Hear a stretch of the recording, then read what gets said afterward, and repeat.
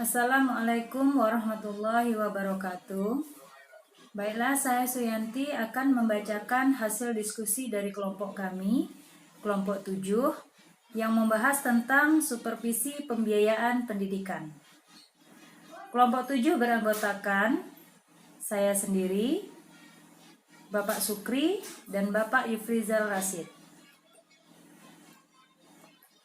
Dalam supervisi pembiayaan pendidikan ini ada 8 konsep yang akan kita bahas. Pertama, konsep dasar pembiayaan pendidikan. Konsep dasar pembiayaan pendidikan ini kita ambil menurut dua tokoh. Pertama yaitu menurut Levin 1987, pembiayaan pendidikan adalah proses di mana pendapatan dan sumber daya yang tersedia digunakan untuk menyusun dan menjalankan sekolah di berbagai wilayah dengan tingkat pendidikan yang berbeda-beda. Kemudian yang kedua menurut Nanang Fatah, biaya pendidikan merupakan jumlah uang yang dihasilkan dan dibelanjakan untuk berbagai keperluan penyelenggaraan pendidikan yang mencakup gaji guru, peningkatan profesional peralatan, pengadaan alat-alat dan buku pelajaran, alat tulis kantor, kegiatan ekstrakurikuler, kegiatan pengelolaan pendidikan dan supervisi pendidikan. Poin yang kedua kita membahas tentang penyusunan anggaran pembiayaan pendidikan. Ada 8 poin dalam penyusunan anggaran pembiayaan pendidikan. Yang pertama, mengidentifikasi kegiatan-kegiatan yang akan dilakukan selama periode anggaran. Yang kedua, mengidentifikasi sumber-sumber yang dinyatakan dalam uang, jasa, dan barang. Yang ketiga, semua sumber dinyatakan dalam bentuk uang, sebab anggaran pada dasarnya merupakan pernyataan finansial. Yang keempat, memformulasikan anggaran dalam bentuk format yang telah disetujui dan dipergunakan oleh instansi tertentu. Yang kelima, menyusun usulan anggaran untuk memperoleh persetujuan dari pihak yang berwenang. Yang keenam, melakukan revisi usulan anggaran. Yang ketujuh, persetujuan revisi usulan anggaran. Dan yang kedelapan, pengesahan anggaran. Selanjutnya yang akan kita bahas mengenai sumber biaya pendidikan.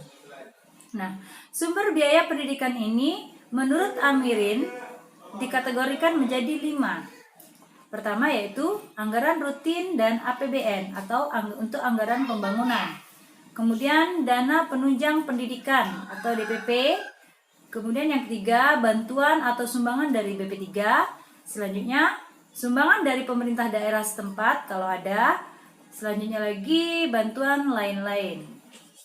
Sedangkan menurut Permendikbud RI nomor 44 tahun 2012, pada pasal 5 disebutkan, dari sumber APBN, APBD, sumbangan dari peserta didik atau orang tua, sumbangan dari pemangku kepentingan pendidikan dasar di luar peserta didik atau orang tua, bantuan lembaga lainnya yang tidak mengikat, bantuan pihak asing yang tidak mengikat, atau sumber lainnya yang sah.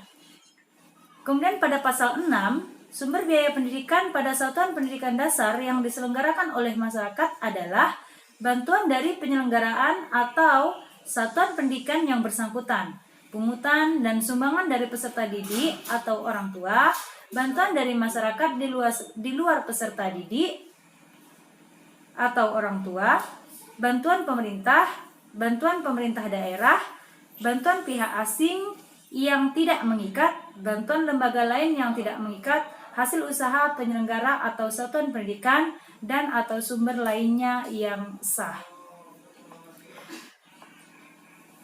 Selanjutnya membahas tentang pengelolaan biaya pendidikan. Nah, strategi dalam pengelolaan biaya pendidikan adalah sebagai berikut. Pertama, kita melakukan analisis internal dan eksternal terhadap potensi sumber dana. Kemudian mengidentifikasi, mengelompokkan dan memperkirakan sumber-sumber dana yang dapat digali dan dikembangkan. Lalu menetapkan sumber dana melalui musyawarah dengan orang tua didik pada tahun awal ajaran, menggalang partisipasi masyarakat melalui komite sekolah. Kemudian menyelenggarakan kegiatan olahraga dan kesenian peserta didik untuk mengumpulkan dana dengan memanfaatkan fasilitas sekolah. Selanjutnya, standar biaya pendidikan. Nah, Pada standar biaya pendidikan ini diatur dalam Permen nomor 69 tahun 2009 tentang standar biaya. Pembiayaan pendidikan terdiri atas biaya investasi, biaya operasi, dan biaya personal. Apa itu biaya investasi, operasi, dan biaya personal? Mari kita bahas satu persatu. Biaya investasi adalah meliputi biaya penyediaan sarana dan prasarana, pengembangan sumber daya manusia, dan modal kerja tetap. Kalau biaya personal itu meliputi biaya pendidikan yang harus dikeluarkan oleh peserta didik untuk bisa mengikuti proses pembelajaran secara teratur dan berkelanjutan. Nah, biaya operasi adalah meliputi gaji pendidik dan tenaga kependidikan serta segala tunjangan yang melekat pada gaji, bahan atau peralatan pendidikan habis pakai, dan biaya operasi pendidikan tak langsung berupa daya, air, jasa telekomunikasi, pemeliharaan sarana dan prasarana, uang lembur, transportasi, konsumsi, pajak, asuransi, dan lain sebagainya. Terakhir kita akan membahas tentang pelaksanaan evaluasi dan supervisi pembiayaan pendidikan. Nah, dalam melaksanakan kegiatan evaluasi supervisi pembiayaan pendidikan, ada beberapa hal yang perlu diperhatikan, yaitu pertama, pengorganisasian. Yang kedua, waktu dan tempat. Yang ketiga, petugas. Dan yang terakhir, perangkat. Nah, demikianlah hasil kerja diskusi kelompok kami. Kurang dan lebih kami mohon maaf. Bagi teman-teman yang ingin memberikan saran atau tambahan, kami persilakan.